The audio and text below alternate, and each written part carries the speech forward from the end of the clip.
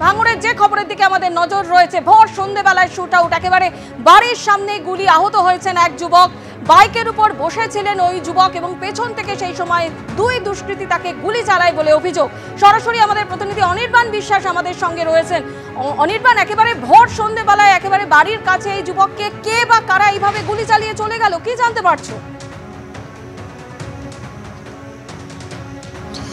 দেখো, তোমাকে প্রথমে জানিয়ে রাখি, আমরা এই মুহূর্তে যে জায়গায় রয়েছি এই হচ্ছে সেই বাইক যার উপরে কিন্তু জাহির পুরকাইত নামে ওই যুবক তিনি কিন্তু বসেছিলেন। সোমবার সন্ধ্যে 6টা নাগাদ ঘটনাটি ঘটেছে এই যে ভোজেরহাট ভাতিপোতা সেই এলাকায়, এবং এই তুমি দেখতে পাচ্ছ যে বাইকটি রয়েছে, এই বাইকের উপরেই কিন্তু তিনি বসেছিলেন এবং পিছন দিক থেকে যে রাস্তাটি দেখা যাচ্ছে পিছন দিক থেকে কিন্তু একটি বাইকে করে দুজন দুষ্কৃতী আসে এবং পিছন থেকে তাকে লক্ষ্য করে গুলি চালানো হয়।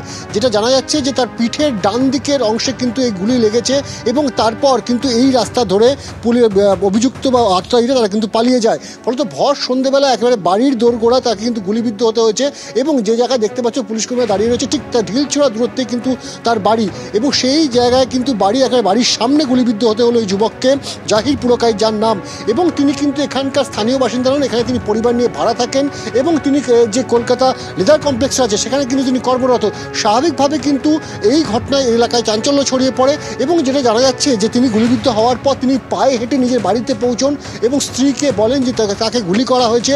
গামছা বেঁধে কোনো ক্রমে তিনি আর তার স্ত্রী স্থানীয় একটি দোকানে পৌঁছন এবং সেখান থেকে সাহায্য চান যেন স্থানীয় বাসিন্দারা তারা তাকে নিয়ে ডাক্তারের কাছে যায়। তুমি দেখতে পাচ্ছ যে সিসি ক্যামেরা রয়েছে সামনের, এই সিসি ক্যামেরা কিন্তু ইতিমধ্যে সেই আততায়ী এবং এই হামলার ছবি সেটা কিন্তু ধরা পড়েছে এবং সেই ডিভিআর কিন্তু ইতিমধ্যে পুলিশ বাজেয়াপ্ত করেছে। কারা হামলা চালালো ইতিমধ্যে তল্লাশিও শুরু করেছে পুলিশ।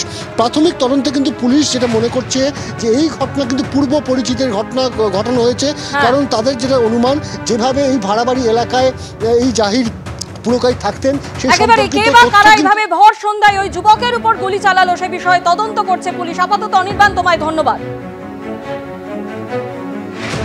সন্ধ্যে 6টার দিকে ও এখান দিয়ে কাজ দিয়ে বাড়ি যাচ্ছিল, এখানে ওর পিছন দিয়ে লোক এসে দাঁড়াতে বললো, দাঁড়িয়েছে, গুলি করেছে।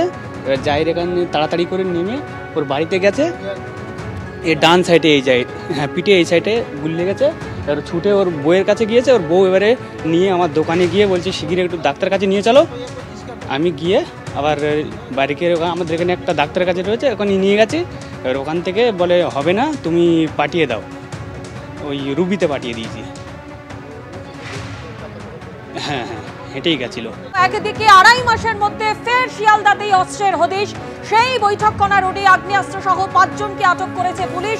আর অন্যদিকে ভাঙড়ে ফের শুট আউটের ঘটনা, যেখানে এক যুবক বাড়ির কাছেই গুলিবিদ্ধ হলেন এবং তাকে গুলি করে পালালো দুই দুষ্কৃতী। এবং একই সঙ্গে আপনাদেরকে যে ছবি দেখাচ্ছি সুরেন্দ্রনাথ কলেজ, এর আগে আপনাদের মনে আছে যে 2024-এর 9ই নভেম্বর এই সুরেন্দ্রনাথ কলেজের সামনেই কলকাতা পুলিশের STF এর অভিযান এবং তারপরে অস্ত্র উদ্ধার হয়।